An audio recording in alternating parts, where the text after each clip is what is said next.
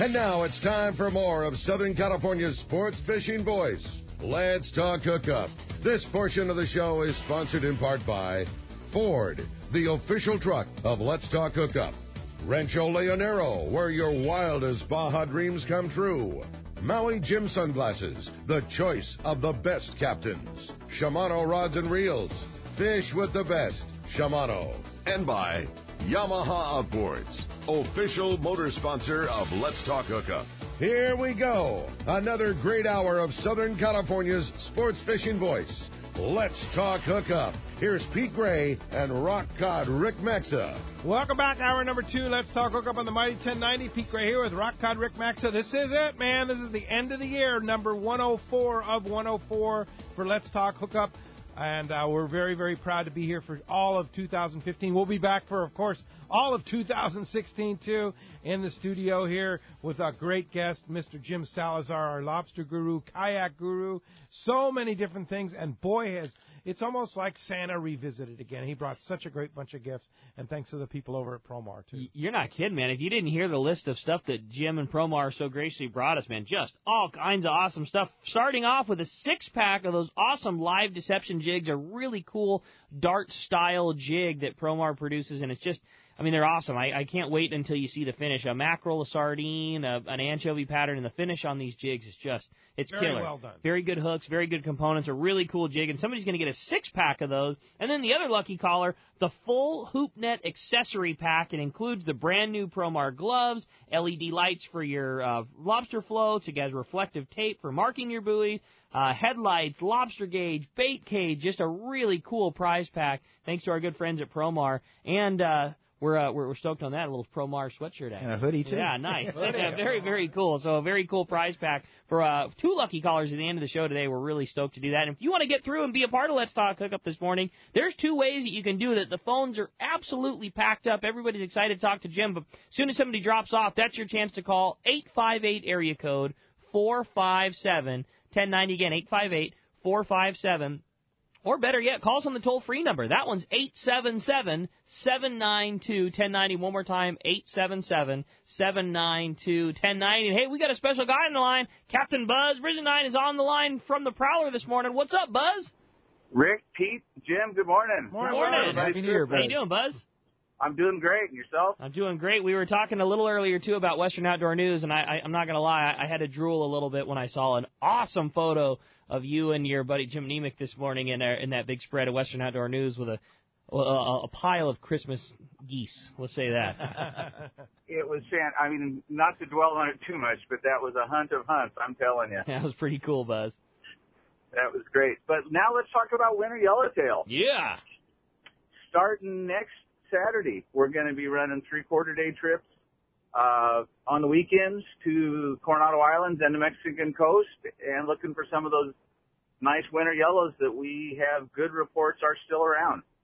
Wow. That's awesome big news, Buzz. Yeah, awesome news. So 3/4-day trip departing when?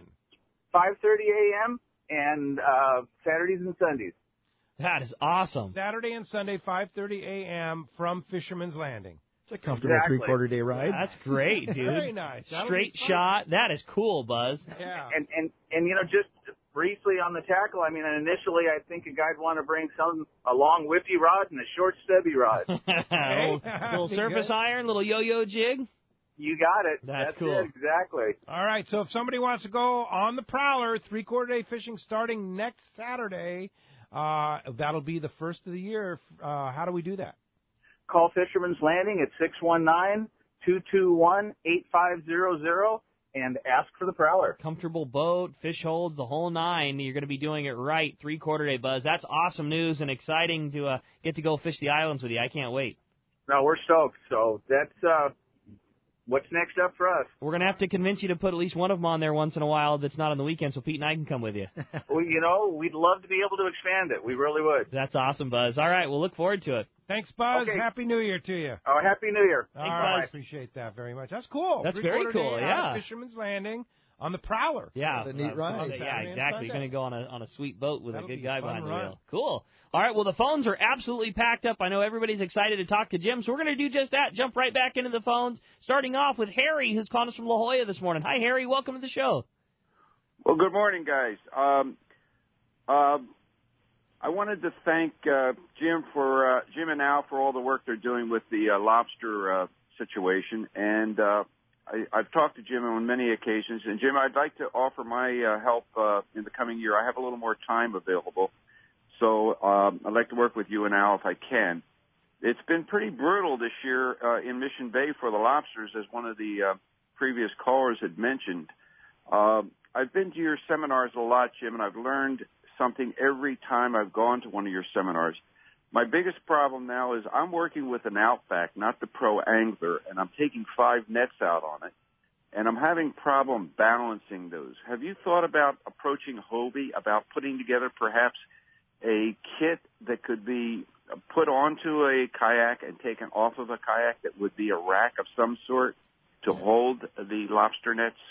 Harry, it's good to hear from you, and I still haven't taken you up on any of those lunch dates that you've offered every time I see you at the meetings. We'll do it. Yeah, PVC rack is a real common way to go.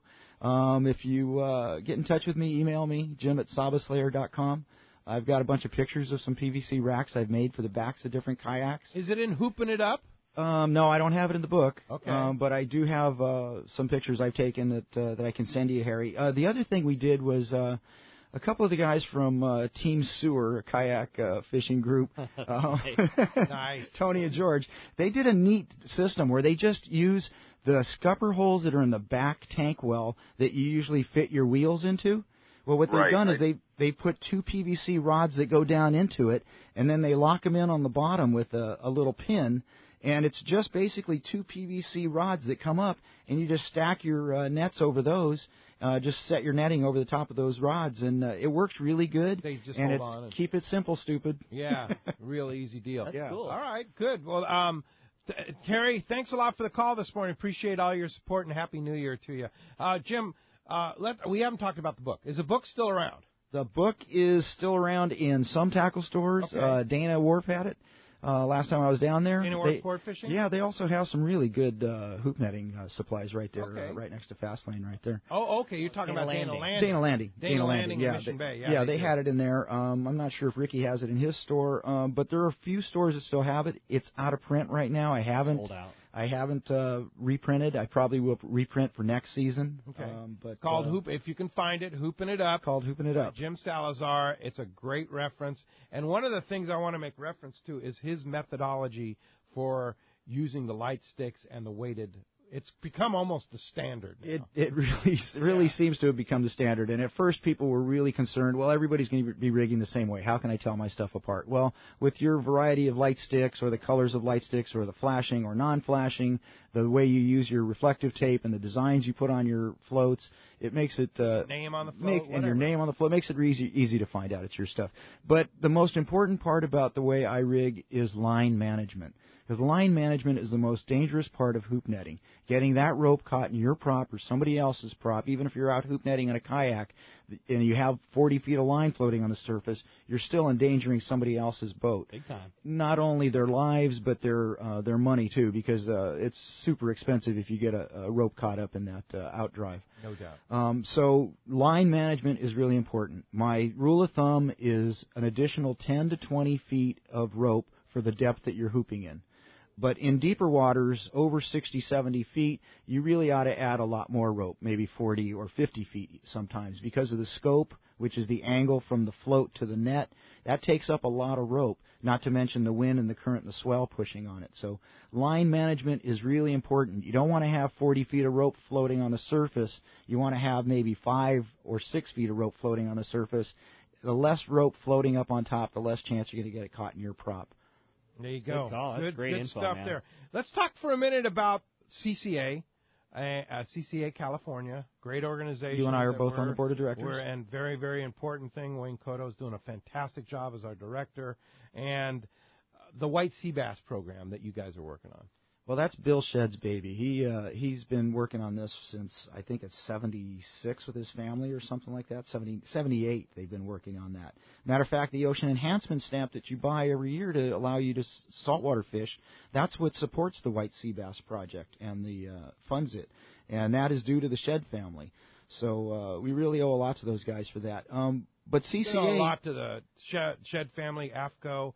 They do more for recreational anglers. Amazing Bill what AFCO himself, does. Yeah. as well as AFCO overall, just unbelievable work. It's amazing how much money that company spends on the resource. Yeah. And all the guys there are involved too. You know, from Greg Stotesbury and Dave Elm is on our board of directors also. also. Tremendous asset to those guys. I mean, they really are involved, and we certainly hope that other organizations in the fishing industry take heed to that. Well, we know Shimano's there. Shimano's there. We know Dave and his gang all are really involved. But as far as the White Sea Bass Project goes, it's a great project. It's really, really a good project. It's been around a long time. That, like I say, that Ocean Enhancement Stamp funds it. CCA is now getting involved in it, and we're partnering with them. We're trying to bring the head returns and the White Sea Bass Project back up to the standards that United Anglers had it at back in the day when they had all the white sea bass head returns. They had freezers they bought and put at every landing. So we want to get it back up to those standards again. And another neat thing that the White Sea Bass Project has going, and I think CCA wants to get involved in as soon as we can get some money together, is sea bass in the classroom. There's about a half a dozen classrooms in Southern California that have these self-contained. They're about $5,000 or so to buy. It's a self-contained aquarium, basically. It has a chiller, it has the filters, it has the pumps, and we bring in little short white sea bass, little baby white sea bass, just a few inches long. From the hatchery in Carlsbad. Take them to the classrooms, put them in their tanks. They raise them, and then they release them along. The kids raise them. Cool. And kids raise them in the high schools, and then they release them into the ocean. Just like we do with all the other grow-out pens. What a great That's a great education call, for kids. It's really cool. I'm hoping that CCA eventually will have the funds to be able to supply these the teaching and the aquariums to the schools. And I think that is so cool. Yeah, really fantastic. How many are out there right now? I think there's about a half a dozen of them out there right now. Yeah, there was a matter of fact, the last Western Outdoor News had a really good article about it. Okay, might have been the last one or the one before that, I think. Good one. All right. Very good. Well, let's go ahead and jump back into those jam-packed phone lines. Richard in Monrovia, you're up next on Let's Talk Hookup. Richard, thanks for hanging in there with us. Good afternoon. Good morning, guys. How are you doing? Great. Good morning. Good morning. Hey, Jim, I had a couple questions for you. One is, when the divers are poaching my nets off Redondo, is there anything I can do about that? Call Caltip. Turn them in. Call the Harbor Patrol and tell them you're having some incidents out there. Although, you know, if we keep doing that, it's going to turn into the same sort of situation that happened out at Ventura Harbor, where they now have regulations where hoop netters can only hoop the outside of the break wall and divers can dive the inside of the break wall. Oh, come on. Yeah, it got that intense up there. There were so many battles going on. You know, personally, I don't understand the problem, because if I'm hooping and a diver comes in the area, you would think that the diver would wait until you were done hooping before he got in the water. If I see some divers in the area and I want to hoop net that area, well, usually I'll go someplace else. You know, dropping seal bombs and stuff like that, you know, roaring around these guys, it's dangerous. You know, you're literally threatening their lives, and you're going to escalate this thing to a point that it doesn't need to be at. So you got to just learn to work together. I'll tell you, the divers are some of my best friends. I have some really good divers. I don't know if you guys saw that big lobster that Roger had, Scuba Pro from Bloody Decks. Amazing. Wasn't that? Roger is a good friend of mine. Roger has turned me on to some of my better deep water spots. We work together. And if you can learn to work together with the divers, the other one thing you have to understand is so many times they don't even see your gear in the water. When they drop in, they're blindly moving around the bottom. They don't really have that much of an idea where they're going. You know, they don't see your nets. It's dark down there. They don't see your nets until they're on top of them. And, you know, most of my diver buddies are good guys, and they're not going to steal from us. So you guys just need to work it out. All right. But good point. Thanks a lot for the phone call this morning. Hey, with that, it's time to find out what's going on the water. It's time for our FishDope.com report by the man, your saltwater guide, Captain Dave Hansen. Today, that catch report is sponsored by Gamakatsu Hooks, Japan's leading fish hook that sets the standard for quality and innovation, strength, and durability. The long-range season is on, and the Gamakatsu Nautilus Circle Hook, ring hooks, and their standard J hooks are top anglers' first choice in catching their tuna and other pelagic species. They have the right design and durability to help you catch that fish of a lifetime. Get those Gamakatsu Super Nautilus hooks at your favorite tackle store. And there he is, the man, Dave Hansen. Happy New Year, Dave. Happy New Year. Happy New Year. Good morning, Mr. Salazar. Good morning, Good morning, Dave. Pete. Good morning. Happy New Year. Happy New Year. I do a little bit of hooping once in a while also, and I'll tell you, there's not a lot of etiquette anymore. I'm sorry to say. There are the good guys, there are the bad guys in every single thing in life, and it's just you have to get around them. And there's, first of all, that seal bomb thing and the driving around, that's both illegal, so you can't do that, guys. Yeah. So just calm down. And once again, they're just lobsters. Yeah. Your children. Yeah. Cockroaches Del Mar. If you only have one spot, then I'm sorry for you. Amen. And second of all, the thing I'd like to point out also, and I've been wanting to say for a long time, is if you get somewhere and there's somebody already there, go somewhere else. Yeah, they won. Exactly. Preach You just got to get there a little bit earlier. Yeah, exactly. Next time, leave her an hour earlier. Yeah. Right. And once again, remember, they're just lobsters. Yeah. That's good. All right, so Good call. I was crazy enough to take a charter out yesterday. You man. Yes, indeed. 2 weeks in a row. Last Saturday I did the same. That's right. Go ahead, move. But we went to Catalina, which was kind of cool because the wind was blowing behind us the whole way. I had that Hatteras going faster than I've ever had it go before. It was like a giant sail. Once I got around the backside of the island, though, guys, it was as flat as it could possibly be. Back there on the backside, and the water's 63 to 64 degrees on the backside of Catalina. It's super clean. Nice. We started out at Orange Rock, hooked a couple of yellows. One thing I can tell you is we need some more boats over at the island because the moment you set the hook on a yellow, it's eaten immediately by a sea lion. So there's a ton of sea lions, but there's a lot of nice yellows over at the islands. Just if you're one boat all by yourself, you can't get through. We had a little bit of yellow bite at Salta Verde and a little bit of yellow bite at Orange Rock. And then really good bass fishing all over the backside of the island. Any standard spot there was a strip of squid. You get a bass immediately. They're like starving to death back there. Then we ended up rock fishing at the very end of the night, or end of the afternoon on the west east end. The wind stopped blowing for about an hour, so we rock fished there. And then we had one of the gnarliest rides home I've had in a long, long time. The wind never stopped till about midnight last night. Then it finally stopped. We were 7 miles from the harbor when the wind finally laid down. It took us almost 5 hours to get home from Catalina. Oh, Wow. How big a boat? 65-foot Hatteras. Oh, dude. Man, that's rough, dude. Oh, it was stuff gnarly. everywhere. Oh, that sounds nasty.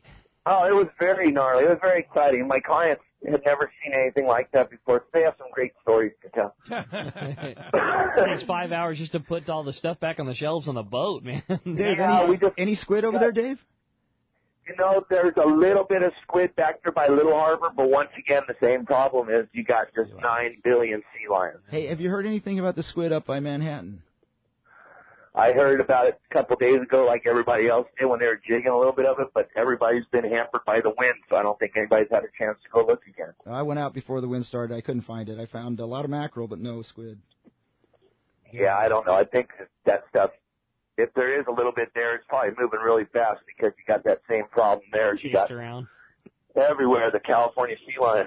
But remember, guys, when you're making your donations this year, the sea lions are starving to death, so try to put together a little fun for them because it's tragic. Save the sea lion. Oh, yeah, they're almost in danger. Yeah, it's pretty tragic. Hey, Dave, of course, we can stay in touch with everything you're doing, everything Mark Wish doing, and all the top guides out there are doing on fishdope.com. Fishdope.com is your source 365 days a year. They do such a fantastic job. $169, but wait, $20 off using the code HOOKUPNOW, lowercase, no space. What a great New Year's gift for a friend or for yourself. Fishdope.com, and how do we find you, Dave? Yeah, if you guys would like to go fishing or lobster fishing with me, or just go out there and learn how to use all your electronics on your boat, give me a call at 949-374-0786, or look me up on the web at yoursaltwaterguide.com, and I will be in the studio next week, guys. Yes, indeed. A week from today, next Sunday. So Next year. next year, yeah, but which is only a week away, and we're looking forward to that. We are going to We're going to have to put like extra protection in the studio here with Dave Hansen around. I'm sure you mean for all the groupies, right? Yeah, exactly. Yeah, all the sure. people that Right, follow him. right. Sure. All the sea lions that are going to follow him. Yeah. Hey, Dave, Happy New Year Thanks, to you. Dave. We'll see you a week from today in the studio. All right, guys. Thanks a lot. Have a great week. All right, See you, you, Dave. It's going to be fun. It's going to be something. He's always entertaining. No doubt. Yeah, I'm looking for forward sure. to it. We have a good Just hear his time. name and I smile. Well, the phones are packed up. Everybody's excited to keep it rolling, and we're going to do just that. How about next up, we talk to Pete. He's calling from La Mesa this morning. Hi, Pete. Welcome to the show. Hi. Hello. How you guys doing today? Good morning, Pete. Good. I want to thank you guys for the Chow Star that you guys gave me about a few years back, and I really appreciate that. And I put a Torium 20 on that. Nice. But right now I'm trying to find a rod and reel for some bay bass fishing, and I was wondering if I'm on a budget. What would you guys recommend? Lots of great options out there. If you're on a budget, I would look at one of the new Siticas that Shimano came out with. They redesigned the Sitica this year. It's a low-profile style bass reel. It's a really nice reel. It's right at around $100, maybe $100, $129, something in that area there. I'm not exactly sure, but fairly inexpensive, but completely redesigned, very smooth, good drags, really nice little bay bass reel. And then for a rod, I really like those, what Pete was talking about earlier, those new Terramar. Same deal. They're in the mid-$100 range. They're not too terribly expensive, but very high quality, lifetime warranty. And if you wanted something maybe even a little easier on the budget, a Compre is a really nice one from Shimano. Really nice rod. There's a lot of really good ones. I would just say, find a tackle store in your area, Pete. Maybe East County Bait and Tackle. They've got some really good selection on, a lot of bay bass, freshwater crossover, and just say, hey, look, this is about the money I'm looking to spend. How can I get the most bang for my buck? And Gene or Ryan or any one of those guys at East County will totally dial you in. Pete, have you ever been into East County Bait and Tackle? No, I never have. Oh, I've heard about it. I've heard about it quite a few by you guys, but never been in there. End of the 67 freeway in Rickyville. Yeah. Lakeside. And I'm telling you, you go in there and the guys, that's the thing. When you go into a tackle store like that, you want good help. And you give the guys your guidelines, they'll dial you in perfectly for what you need. There's a lot of selection, and that's what it's all about. They're a good tackle store is going to find out the type of fishing that you do and the type of budget that you want to spend, and basically lay out all of the good options that exist for that and go over all the merits on what is good and what's bad and what feels good in your hand. Because what you might like could be different than what I like and could be different from Pete and Jim. So you're going to have a lot of options. And going to a well-stocked store like ECBT, that's what you're going to get. Yeah, and I might also add, too, check out the Turner's Outdoorsman in El Cajon, Sure, too. that's a great call. Turner's Outdoorsman gets a lot of great closeouts and discontinued items, and they'll offer them up at bargain discounts. So I was in there during Christmas time doing Christmas shopping for Dad and fishing buddies and shooting buddies, and that's a great call. You often forget about that new location in El Cajon. It's a really good one. So check out either one of those, Pete. Thanks a lot for the call this morning. Happy New Year. John in San Diego, you're up next on Let's Talk Hookup. Good morning, John. Yeah, good morning. Hey, earlier, you mentioned about being concerned about the toxic levels of those larger bugs, and I'm saying, what about the bugs that are taken out of San Diego Mission Bay? Wouldn't the same apply? Should we be concerned about that as well? I don't think so as much nowadays because the EPA has been around for, 20 years now or so.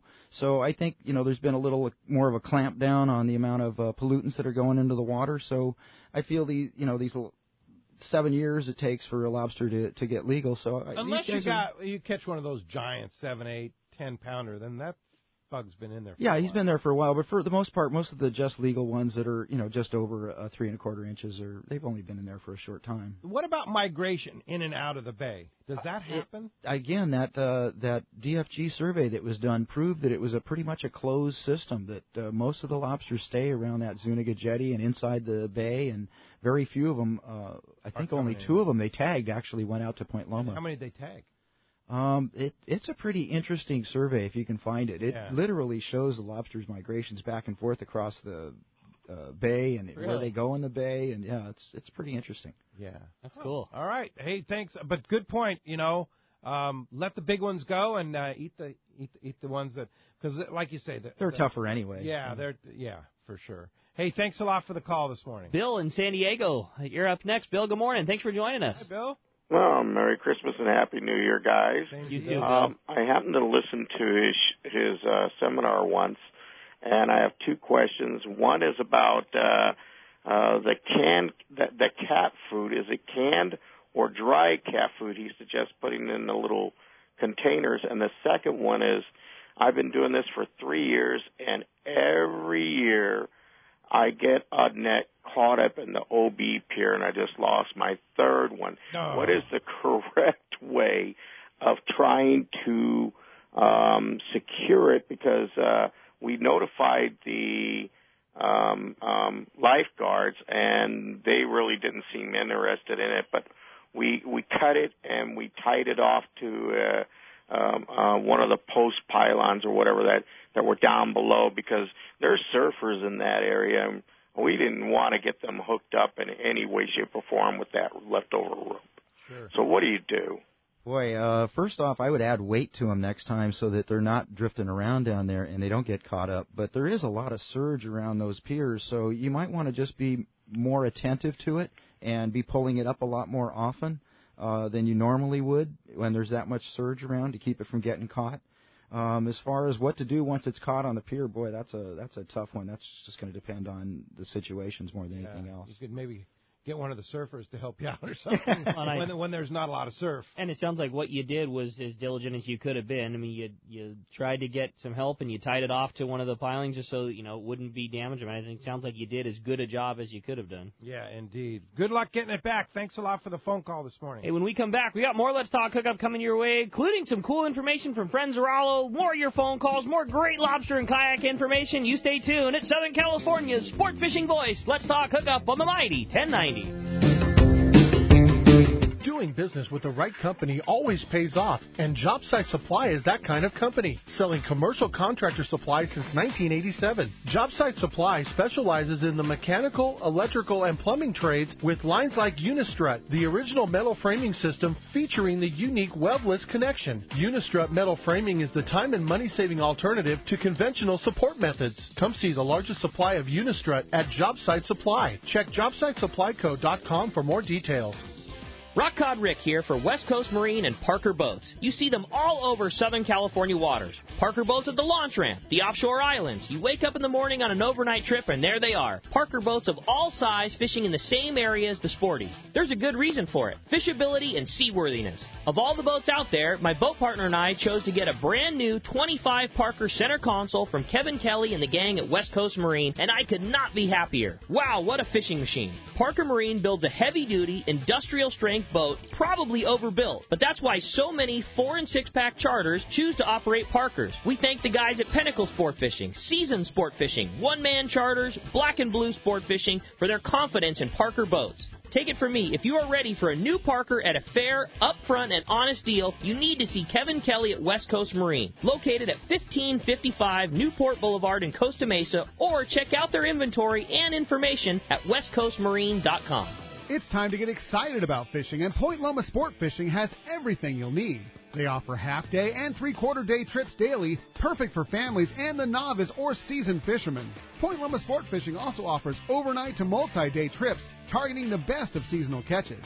Visit their website at pointlomasportfishing.com, where you can purchase tickets online and get more information on the trips available, or call 619-223-1627.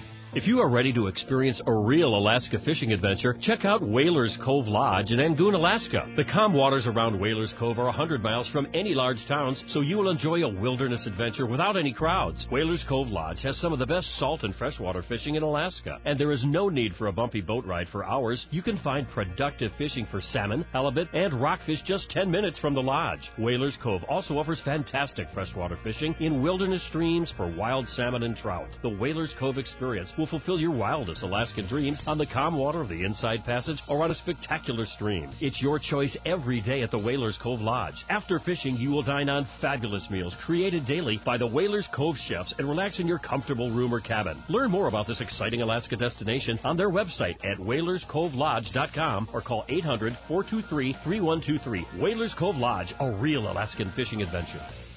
It's big, it's comfortable, and she is beautiful. The state-of-the-art long-range sport fishing vessel, the Independence. Veteran captains Mark Paisano and Paul Strasser built this incredible 112-foot vessel with the most modern technology and luxurious comfort available. Captain Jeff Dubois has helped make the Independence a top-notch operation. Call Independence Sport Fishing at 619-226-6006 or check the availability on spring, summer, and fall trips now at IndependenceSportFishing.com. Welcome back to Let's Talk Hookup on the Mighty 1090. Hey, phones are packed. We're having lots of great time. If you want to get through, 858-457-1090. That's your best shot. You know, a few weeks ago, Carrie Wilson, who's just a lovely lady and does a lot for recreational anglers, put something in her column that kind of raised the dander of Jim Salazar up, and a lot of the regular guys, too. And I must say thank you, Carrie, because that letter prompted the commission to act on it. There was a lady there who stood up in front of the commission and pleaded from her heart to have her husband come home safely from his hoop netting trips and to please not make him lean over the side of the boat to measure his lobsters. Please allow him to bring him on board so that he can measure his lobsters safely. Well, it hit a heartstring of the commission, and some of those guys I wasn't sure had hearts, but anyway, it hit a one's not on our side. It hit a heartstring of the commission, and they immediately said safety is our most important aspect here with the commission. They talked to Craig Schumann, who's the head of the Marine Resources, and they said, Craig, you know, we need to do work on this right away. Craig had already arranged with myself to talk about it, but he immediately jumped on it and said they're going to change the wording on that regulation. So right away, right away, they're talking about it as soon as they can. They're talking about changing the wording on it. Okay. So they're working on it. Hopefully, as soon as they get back to work after the holidays. Here. So paraphrasing, what is the wording now? Like what is the it wording say? now says that you cannot bring a lobster on board to measure it. And what Carrie described was leaning over the side of the boat to measure your lobsters, which you and I well know is not a very safe thing to do. No. Especially at night. So and with sea lions around and right, exactly. Just a rocking boat alone, you know. Boat, the whole nighttime. It's a nightmare. Yeah, I mean you could have sculpin in the net, you could have stingrays eels in there, eels in there. So there's a lot of reasons not to be able to do that. Again, thank you, Carrie, for bringing it up. The commission acted on it immediately. Supposedly, Craig Schumann and the department is working on with the regulatory department on getting some new wording on that. And I'm going to guess that the guys aren't going to enforce that regulation. I would guess not after that kind of a comment. And if it is, I would believe that it would be really easy to get that ticket thrown out. Yeah, no doubt. So, Fish and Game Commission Sonky Mastrip resigns. Oh, it's what sad, happened? sad. I don't know what happened, but it's a sad loss because my first meeting with Sonky was during these LAC commission meetings, committee meetings, and he was a gem. He would tell us, don't bother with that law. There's no reason making a law for something that there's no reason to have a law. Or he'd say that was a waste of time, or the commission's not going to listen to this. He was very insightful to us as to what the commission would accept or not accept. So, and not only that, but he was an ab diver. He's a crab Dungeness hooper, hoop nets. So he knows about the sports. He's a fisherman. It's a great loss. It's a great loss. Yeah. I don't know who they're going to put in there, but I'll tell you, the new guys that are in there, this is the first time I've seen them was at this last meeting, and I'm not thrilled. Oh, boy.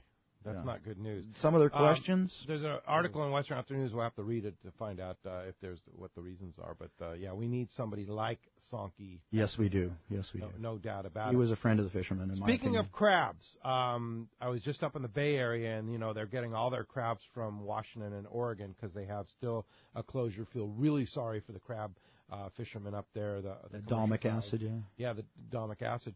Does that affect the rock crab here?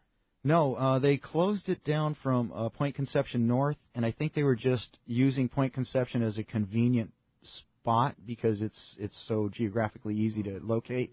But really, the domic acid is further north, and I think it's dropping down. Some of the last tests it had started to drop, but with this weather, they haven't been able to get out there and test. So I'm hoping they get out there soon because it's really hitting the livelihood of those guys up there. Really terrible with no salmon and no crab.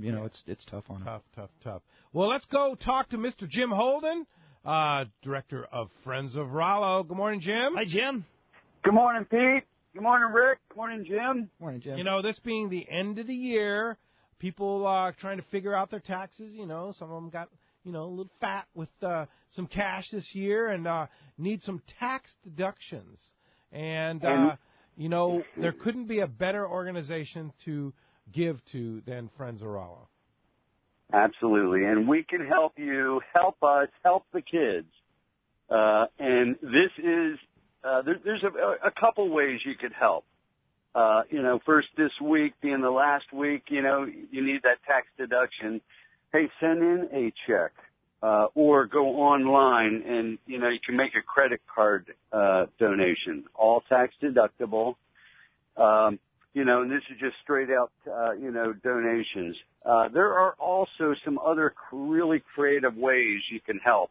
There's some, like laws, for example, if you're 70, or older, you can take advantage of current laws with your IRA rollover and donate to the program without paying any taxes whatsoever. Wow. Cool. Yeah, there's cool ways of, like with stock proceeds, not taking that and donating it, to Friends of Rollo, and again, avoiding taxes altogether. So a lot of clever ways to help. I mean, number one, if you want to this week, send in a check, just go online for the address or go online and make a credit card donation, number one. And then these other ways, we would be happy to talk with your counsel, or we have our own team we can help out and discuss options with you for. And to do that, you could give me a call at area code 949-285-8819. Okay. And Friends of Rollo is a 501c3 charitable contribution organization. So RolloKids.org, right? That's right. Rollo Kids, ROLLO Kids.org. Go on there, and you can, you can make a donation there. The address to send in a check. And then we're doing some other things, too, to help raise some funds. For example, we got the Farmers Open going on, coming up in San Diego at Torrey Pines on January 27th to the 31st. You can buy discounted tickets there. A ticket is like $35. Friends of Rollo gets $25 of that. Wow. And so where do you buy those tickets? You can go online and buy those as well, and we can either mail those out to you, or we have a friend, Rick Page, who lives right near the Torrey Pines, where you can go pick them up. So you can buy those discounted tickets to the Farmers Open at the end of January at Torrey Pines on the RolloKids.org website? That's right. That's cool. And a portion of that. Yeah. So if you're going to the tournament anyway, buy it and give $25 to Friends of Rollo. You bet. And it's a discounted ticket, so it's a win-win-win. Yeah. You can do that. Cool, Jim. No kidding. All right. Yeah, and then we there got was that one other going way on. you had a creative idea with Amazon, right? With Amazon Smiles. Hey, in fact, real quick, I got to share with you. This is a cooking idea to consider. For Christmas, we got a sous vide unit. Sous vide, it's French. It's SOUSVIDE. It stands for, or means vacuum sealed. And what a clever way to consider cooking, where you take, like, recently we did halibut. You could do lobster, where you put in a vacuum sealed bag. You put it in a 4 or 5 gallon stock pot or lobster pot, tub of water. And then there's this little unit. I bought one on Amazon. The brand was called Anova, ANOVA. And it's like a little wand with a heat element and a little propeller, if you will, where you stick it in the unit and it creates like a little jacuzzi in the tub. And it's a slow cook. So you like for steaks, for example, you do it like 132 degrees for 6-8 hours. You come out with a perfect medium rare. Halibut, 20 minutes. Lobster, have yet to do lobster, but a cool thing to consider. But, for that, you could go on Amazon. You could go Amazon Smiles. It's simple. It does not cost you any extra money at all. And anything you buy on Amazon, 0.5% will be donated to Friends of Rollo. So how do you do it? You have to indicate. Yeah, you have to indicate. You have to go like Smiles Amazon, or just go on Amazon, look for Amazon Smiles. And you'll have to type in Friends of Rollo to, designate Friends of Rollo as the charity that will benefit from your purchase. And you do it, and you just Friends of Rollo automatically gets 0.5%, and you get whatever it is you want to purchase. Perfect. Awesome, so, Jim, if somebody wants to donate end of the year here, take advantage of it. We've heard of her friend Rick from Sport Fishing Financial talking about that. The advantages of donations and taking kids fishing. What better way to do that for our listeners? How do we get a hold of you, Jim? Absolutely. This is the week to do it. And to go online to make a donation or find out the address to send in a check or call me at 949-285-8819. Rick Jensen with Sports Fishing Financial is part of the team that can help you, counsel you as to some creative ways to help us out in a big way. You bet. Thanks, Jim Holden. Friends of Rollo. Appreciate the call, and Happy New Year to you. That's pretty cool. Hey, the phone lines are packed up, Pete. Why don't we jump back in, talk to Bruce. He's calling us from Temecula this morning. Hi, Bruce. Welcome to Let's Talk Hookup. Good morning, Pete, Rick, and Jim. Morning, Bruce. Good morning. Doing great. Happy New Year. Happy New Year to you. Great show as always. A fellow called in a few minutes ago, and I just wanted to be sure that's going to be show number 2 on Sunday. Is that right? Number 1 will be Saturday as normal? Correct. Yeah, we'll be on both Saturday and Sunday, next Saturday and Sunday, January 2nd and 3rd. A couple of great shows, too. Yeah, it's going to be a great show. good start to the year. Saturday, we're starting things off with Captain Aaron Barnhill from the Shogun, who will be fresh back from his last trip to Guadalupe Island. I cannot wait for that show. Those That's guys gonna be a great show next They Saturday. had the coolest season with that Guadalupe opening, and those guys being one of the few boats that had access to the island. Oh my gosh, we are going to have a rad show. Next Saturday and Sunday, we're going to really start it off right. Yeah. I can hardly wait to hear that show, and I'll be tuned in 5 minutes early just to be sure I'm on time. Right on, Bruce. Great. Hey, this question is for Jim a little bit.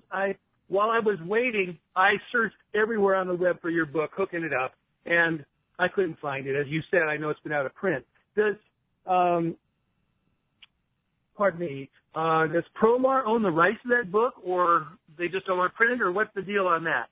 No, that's my book. I've just got lazy this year and ran out of books and went, oh no, I'm out of books. I'm out of books. You better start. It was mid-season. Which edition would be the next printing? This will be the third printing. Third printing. Yeah, third printing. All right. Well, I'll tell you what, it must be absolutely fantastic because not to be able to find one on Amazon or on eBay really says something to the quality of the book. So good for you. Well, call Dana Landing in Mission Bay because rumor has it they had a bunch. And they'll send one to you. Yeah. I'm sorry, say that again, Pete. Dana Landing in Mission Bay. Nice. 619-226-2929. Talk to Johnny and tell him you heard it on Let's Talk Hookup and you want to get a Hooping It Up book.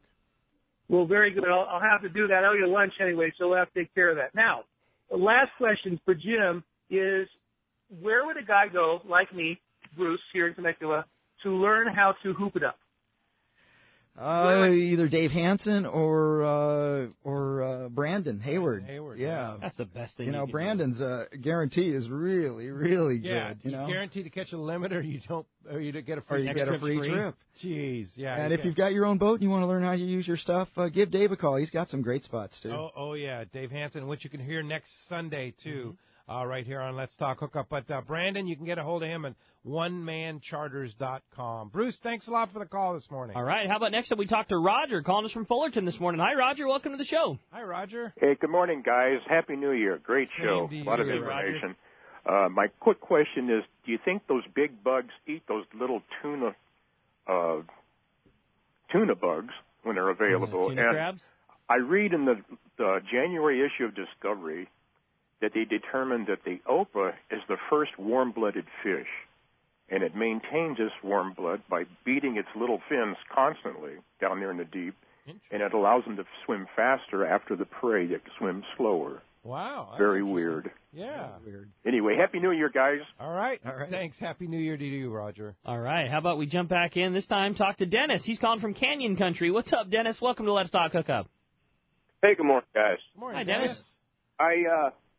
Recently, you were on the show, Jim, I don't know, a few months back, and you mentioned new Fish Halls products. So anyway, I got a hold of them, and I got a hold of some of their bug juice. And, oh, my God, what a difference that stuff makes. I never had such a great catch. We were pulling up nets that were so heavy it took two people to pull them up. Sweet. Those scents work. I like the Potsky stuff works, but it's a little bit watery, so I've been mixing it with that product, and it works great. The other thing I've been doing is mixing Menhaden oil in it. Menhaden oil, I think Dan Hart has it over at West Marine. You can buy it by the quart or the gallon. And I do my own custom mix. I take the three products and put them all together and pour that on top of them. I'll usually fill my bait cage or my bait tube with bait, and then I'll pour some of this on top of it. I'll put a couple of them in a Ziploc bag, and then I'll freeze them. And it acts as a kind of a time release when you drop it down there. But if you notice, you touch that product, any of these products, and your fingers are just oily, like you touched motor oil. And that's really what works.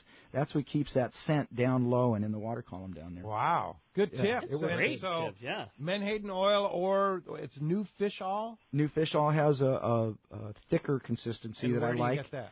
A lot of the tackle stores have it. A lot of the tackle stores are also carrying that Potsky's product now Yeah, too. and that's a I good know one, too. Rapala makes a product too, right? Yeah, they're all really Yeah. good. New Fish Oil, I think, has one.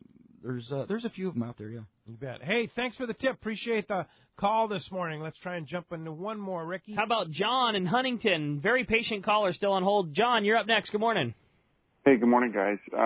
Just real quick, I do echo what you said about going with Brandon. I went in October with him, and we had an awesome trip.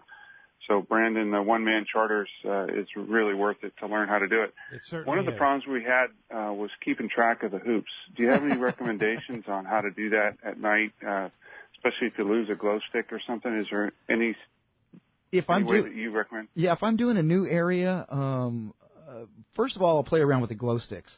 If I'm doing all one color, I like to use the Promar ones. They have a blinking and a constant Exactly. mode. So I'll do blinking on the first one or the last one so I have some idea where I started or ended. And then as I pick them up, a lot of times I'll go to flashing mode. So I'll pick one up, it's in solid mode, I'll put it in flashing, that way I know I had already picked it up. Oh, that's a good Because, idea. Pete, I'm sure you've done the same thing. Especially Turn when right you're the around, same one. start scratching your head going, did we Did pick I that pull one up that? already? I like that. I like that idea. I definitely do that with the flashing, and then I have 8 white lights and 2 blue lights, and I put the blue ones at the north and south end of our string, and then the flashing. You turned me onto that a while ago. That is the ticket, especially if you got one rock and you put 2 or 3 hoops, kind of carpet bomb one little area. You know, you drift off of that, and it's just, man, they all look the same in the dark. Oh yeah. Yeah. And you said GPS also? Do you? Oh, yes. If I'm open water and in an area where I'm not used to hooping or it's a wide open area, I'll definitely hit the MOB on each one of them. It really, really helps. And it's not a bad idea to monitor them somewhat. Don't just leave them and forget about them, because a lot of times that current will pull them off a deeper spot that you're on, and then you're going to be Easter egg hunting. You're going to be looking around trying to find that floating. Especially at Catalina, where it drops off so deep. Man, it's that so current easy, at Catalina, yeah. So easy to lose hoops. In fact, I've gone to the point where Ricky and I done this before, where we lose a hoop or two, and then the next morning we'll go back and find them. Yeah. You know, and they're like a mile from where we started. What'll happen a lot of times is they'll be full of lobsters or crabs, and they'll get pulled off the ledge that you're hooping on, and they'll sink.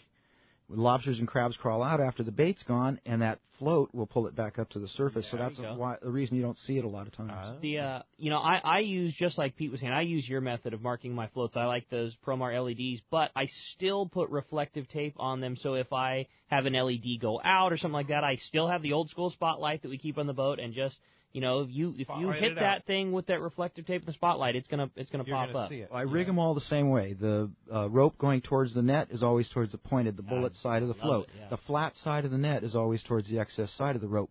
On that flat side of the net, I'll put one little ring of reflective tape on that very end of the float, because when it's pulled under, that's all that's going to be exposed. you're gonna see. So you want to make sure you have reflective tape on there so you can find it. The other option, too, would be if there's heavy current and you're fishing deep, you can pin another buoy on.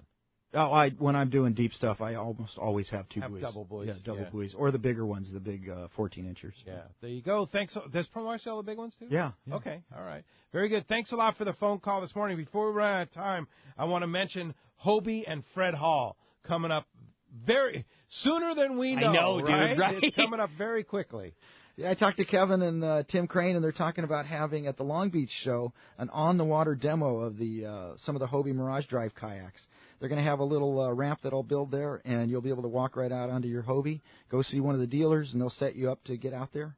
And then at Del Mar, I know Ron at Fastlane is going to have his big seminar area and his huge Hobie display to sign you up for those Fish and Mission That's right. trips. You bet. Hey, when we come back, we got more Let's Talk Hookup coming your way, including finding out who's winning those great prizes. You stay tuned. More Let's Talk Hookup coming your way on the Mighty 1090. This is Rick Jensen with Sport Fishing Financial. By now, some of you have already been out fishing with me or even on board as new clients. For others out there who couldn't make it during the recent offshore fishing season, now's a great time to see how we can help you. Business owners with 401ks or qualified retirement plans, you know things could be better, and why don't we sit down and see how we can make it better? Business owners that are out there that don't have a plan, I'll walk you through the steps and create the plan that's right for you and your employees. For others that have retirement plans with former employers or personal IRAs, let's put them to work where you know how much risk you're exposed to and what kind of expenses you're being charged. Now's the time to put more focus on the long-term funding of your fishing lifestyle. Rick and I had some great times together out on the water this season, and I know you're going to enjoy meeting him. Managing your investment accounts should be simple and efficient. Give Rick a call at 949-481-1807 or find him on the web at sportfishingfinancial.com. Imagine being home in the morning and fishing yellowtail and calicos at Cedros Island by the afternoon. Now you can with Cedros Adventures.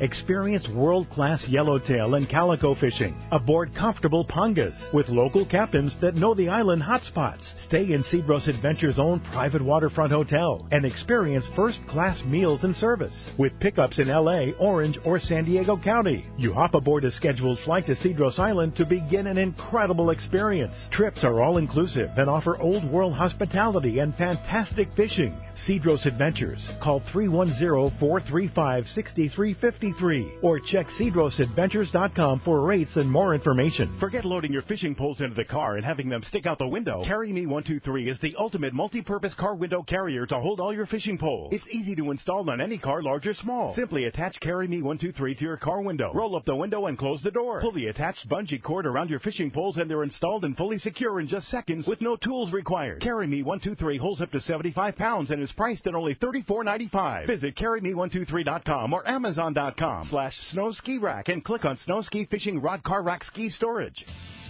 Turner's Outdoorsman, Southern California's #1 shooting, hunting, and fishing tackle retailer since 1971, is right in your neighborhood. Now 18 stores throughout Southern California and 3 in San Diego County. Turner's Outdoorsman brings you the best prices and selection, plus a knowledgeable staff that will help make your day on the water or in the field more fun. Stop by your neighborhood Turner's Outdoorsman. To find the location nearest you, check the web at turners.com and sign up for special deals and more. XEPRS 1090 AM, Rosarito, Baja California. You are listening to the home of the Aztecs. He's gone. Touchdown, Aztecs. San Diego's sports leader, the Mighty 1090. Welcome back to Let's Talk Hookup on the Mighty 1090. All right, the big winner of the 6-pack of live deception jigs is going to John in Huntington and the HoopNet accessory pack, Cliff in Lakewood. You guys are going to love that great stuff from Promar. They make such dialed-in gear. Yep. Thanks to Ben and the gang over, Jason and everybody over at Promar for donating that. Thanks to, most of all, to Mr. Jim Salazar, the Lobster Guru and Kayak Guru now, too. Jim, you had a couple things you want to mention? Yeah, I wanted to mention that CCA San Diego chapter meeting. It's Thursday, January 21st at Carl Strauss at 5 p.m. And then the L.A. chapter is having a Compton Hunting and Gun Club. They're having a major fundraiser, and that's Saturday, May 21st in L.A. All right, very good. And if somebody wants more information about your products, Jim, and more information on how to contact you about lobster fishing, they can get in touch with Promar on Facebook or go to promar.com or ahiusa.com. Remember, our Ambush, Eclipse, and Classic Flat Nets are the best ones out there. Yep, indeed. Thanks, Jim. Appreciate that, and thank you. Happy New Year to everybody. I hope you have a very safe and a very happy New Year. And we're going to be back next year. Oh, my God. That's next Saturday. We're going to have a whole nother set of shows for you for the whole 2016. And that is going to be starting off really well That's with so good. Captain Aaron Barnhill from the Shogun. Like I say, he's fresh back from Guadalupe Island. He's going to have some great information on the show next Saturday, 7 to 9 a.m. Then next Sunday, Captain Dave Handsome, your saltwater guide. We're going to have to batten down the hatches for that one. So stay tuned for that next Saturday and Sunday. Thanks to Adam on the board and Ryan on the phones for all their hard work throughout the year. And thanks to my buddy Rock Cod Rick. Thanks for listening today. We'll be back next Saturday and Sunday next year. See you next right year. Here on the Mighty Happy New Year. You don't have to plead to St. Jude, St. Joseph, or even believe in saints to receive your Christmas bonus. In Mexico, the Christmas bonus is your right as a worker. If for any reason you don't receive it, call 01-800-911-7877. The work defense attorney informs you and defends what's yours. Profidet, Secretary of Work and Social Provision, Government of the Republic. There are 4 nutrients that can harm your health if you ingest them in excess: saturated fats, other fats, sugars, and sodium. That's why, in Mexico, new frontal labeling shows the percentage of each of them. It's easy. Just add the percentages of each nutrient that you consume during the day and don't go over the recommended daily allowance of each of them. Get to know more details at cofepris.gov.mx. COFEPRIS, Secretary of Health, Government of the Republic. XEPRS 1090 AM, Rosarito, Baja California. You are listening to the home of the Aztecs. Put that slam dunk. That's what I'm talking about. San Diego's sports leader, the Mighty 1090. Again, I think going forward, you always got to see the bright side of things. I mean, too much negativity, I think, brings you down, brings the people around you down. So, again, trying to be optimistic, I think, helps, and hopefully it does kind of spread to the guys. If the Panthers beat the Falcons, they would join the 2007 Patriots as the only teams to ever go 15-0. A report by Al Jazeera alleges that Peyton Manning and other prominent athletes were given performance-enhancing drugs in 2011. Manning has strongly denied the report, telling ESPN's Chris Mortensen that, quote, it absolutely never happened. The Ravens will start Ryan Mallett at quarterback today against Pittsburgh. Mallett will be Baltimore's 4th starting quarterback in their past 6 games. The Orange Bowl, Clemson, Oklahoma. The Cotton Bowl, Alabama, Michigan State. The College Football Playoff. Coverage begins New Year's Eve at 3 Eastern on ESPN and on ESPN Radio.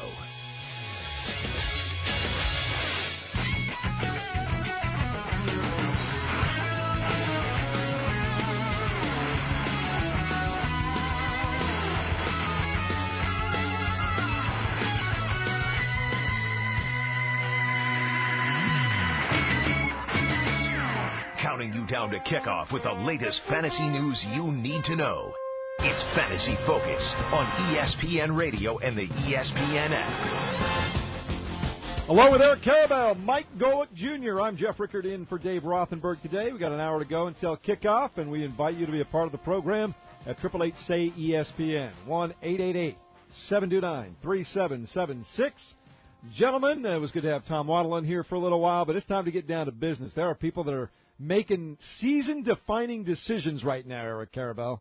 Yeah, it's the big week, Week 16, and we need to know who to play, who not to play, and that's what we're here for. Yeah, tell you, we take a lot of phone calls, as many as we can this hour. Also, a lot of tweets. We're getting just bombarded on the 1-800-Flowers.com Twitter feed, so I'll just start from there. Guys, I'll ask you this. Keith needs one from this group. Abdullah, Buck Allen, Andrews, Jeremy Hill, A.J. Green. Or he can go get Artis Payne for the flex. Yeah, I think it's Artis Payne. Yeah. I mean, I think over all those guys, I don't like the Cincinnati players all that much. I don't like Buck Allen's matchup. I think Artis Payne has the best matchup today. Yeah, Golick, you agree with that? Yeah, it's amazing. Week 16, who'd have thought you'd be saying that? But that's sort of the way we've gone here, and I think Eric's absolutely right, especially given what we saw last week from him. All right, I'll up the ante for you, Eric. Devontae Freeman against Carolina or Cameron Artis Payne out of the same game. Yeah, I can't go that far. I mean, Devontae Freeman, even against a really tough opponent, is going to get touches. He's going to get against Carolina. They got to give him. My only fear for Don, even if they get behind, he's going to get passes out of the backfield, right? Exactly. And even last week, when he couldn't rush the ball effectively, he did catch passes. He got into the end zone. I think Devontae Freeman's the better play, but I do not have Devontae Freeman among my top 10 running backs. but I do have him above Artis Payne. There's some degree of risk here with Artis Payne, with Kristen Michael, with all these guys that are just kind of unproven. All right, I like this one, too. Gary wants to know, Lamar Miller or Chris Ivory, Eric Decker, or Jeremy Maclin, Big Ben, or Matt Stafford. There's a lot of ors there, so I'm not sure exactly what he's asking. But Lamar Miller or Chris Ivory? I have Lamar Miller over Chris Ivory. Decker or Maclin? I have Maclin over Decker, and I have Roethlisberger over Stafford. All right, good stuff. Let's go to the phone lines at 888-SAY-ESPN. Anthony is in Louisiana. Hello, Anthony. Anthony, are you in Louisiana or not? Yes, I'm here. I got West, Hillman, and Ware. I need two. Ooh, I like that. Where or West really is the question, isn't Well, it? it's definitely West over Ware. I heard West, Hillman, and Ware there. You have to play Hillman over Spencer Ware. I mean, Ware's clearly the backup. Is Ronnie Hillman clearly the backup to C.J. Anderson? No. I think it's more of a timeshare with Denver, and they should be able to run the ball. Yeah, that's really how it's been all year for them. We've seen who the starter is has not mattered as they've had backups go lead the team in rushing for that day more often than not. Here's Denver, though. I mean, they run the ball at will against the New England Patriots, and then they can't find any room at home against Oakland. And they were okay in the first half, not so good in the second half against Pittsburgh. It's completely undependable. And that's what they've been offensively this entire season, even when Manning was playing. I think they're a big risk to trust any. I think the one Bronco you can trust is Demaryius Thomas. I think second would be Sanders. Yeah. Sean and all. Here's the thing, Demaryius Thomas, he's the guy, the touchdown guy for you, but we've seen times when Sanders catches 10, 11, 12 footballs. We have. He's more of a point per reception guy. Yeah. But, man, this matchup, couldn't you see Denver Cincinnati being like 17-10 where no fantasy owners get much of anything? Yeah, it's really, and it's because of the quarterback situations on both sides. And both teams, I mean, obviously Denver's defense has been well talked about all year, but Cincinnati's defense, especially up front with the guys they've got there, not something to be reckoned with, certainly. Now, I will say this in I guess, fairness or defense of Brock Osweiler. People have talked about he struggled in second halves. At very key moments in the fourth quarter, when it was the last drive and they had to get in field goal range or score a touchdown, he's made good throws that have been dropped in those situations. I don't think he's been bad over the last 6 weeks. I think he's been a little up and down. He's had some tough matchups. Vernon Davis has killed him at the end of games. Yeah, I mean, he hasn't gotten a whole lot of production out of tight end consistently or running back. I mean, this has not just been Peyton Manning and the offensive line's fault. I mean, their weapons have been a problem. The erraticness of the running game has been an issue. But their defense is so good that all they really need is a passer who doesn't make mistakes. And Osweiler has been picked off in 3 of the past 4 games. He's got to avoid that today, on Monday. Sean in Ohio, your turn on Fantasy Focus. Hey, I got wide receiver 3, Dante Moncrief, Eddie Royal with Alshon out, 0.5 PPR, goal to go Irish. Hey, how about you, Irish? We haven't gotten word yet about Eddie Royal for sure, have we? I haven't seen it. I'm looking right now. I do see that Alshon Jeffrey is officially inactive. I mean, I think Eddie Royal is supposed to play. I mean, somebody's got to play wide receiver for the Bears. And if it's Eddie Royal versus Moncrief, I'd still probably go with Moncrief. I just don't trust the Bears' situation to throw the ball, and it's the same thing we've been saying a while over Jay Cutler. He's just not putting up big numbers here. They've been relying on running the ball, and when they throw the ball and Jeffrey's out, they've been doing a lot of it to the running back. So I think Eddie Royal is a big risk today. All right, here's the Bears inactives right now. Alshon Jeffrey, Bryce Callahan, Jacoby Glenn, Shea McClellan, Nick Becton, Teo Fablouge, and Bruce Gaston. I did not see Eddie Royal listed there. Yeah, so he's going to play, or at least he's going to suit up today. Does that mean he's going to catch a lot of passes? I mean, it's been a long time for Eddie Royal doing much of anything here. I'll tell you what, I mean, Zach Miller should be in line today for the Bears to have a decent game, but I don't want to rely on, like, Mark Mariani or Deontay Thompson or whoever else the Bears are going to use at wide receiver. I bet we're going to see a lot of Forte and Langford. Yeah, I think you're going to see Matt Forte. I would put the over-under on receptions for Matt Forte at about 5 right now. I would take the over on that. Yeah. And then, we saw this last night with the Redskins. Pierre Thomas lined up as a wide receiver quite a bit, and that was shocking. He just joined the team a week ago. I bet we see Forte lined up in the slot, don't you? Yeah, it's an easy fit for him. He's a guy that's been lauded for so long for being able to, be so versatile out of the backfield. But when you've got 2 guys like that so talented in your backfield, and just an absolute, lack of talent right now, healthy talent at your wide receiver corps. It makes perfect sense. Dennis is in Florida. Your turn on Fantasy Focus, Dennis. Hey, guys. We got a quarterback and a running back question. Brady or Palmer, and then 1-point PPR, Carlos Williams, Denard Robinson, or West.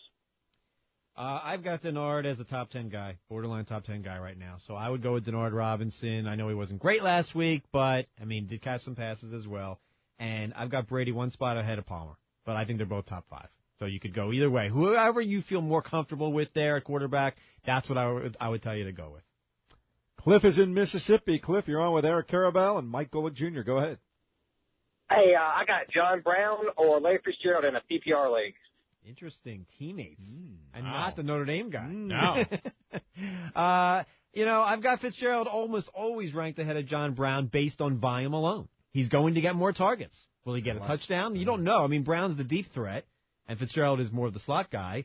But, I would play Fitzgerald. I think so, absolutely. And, John Brown has been the deep threat, but since Michael Floyd's come on, there's less and less of those balls going his way because he fits and a sort of similar need. That game against Philly, Brown dropped at least 2 or 3 passes that I saw. Easy touchdown. Yep.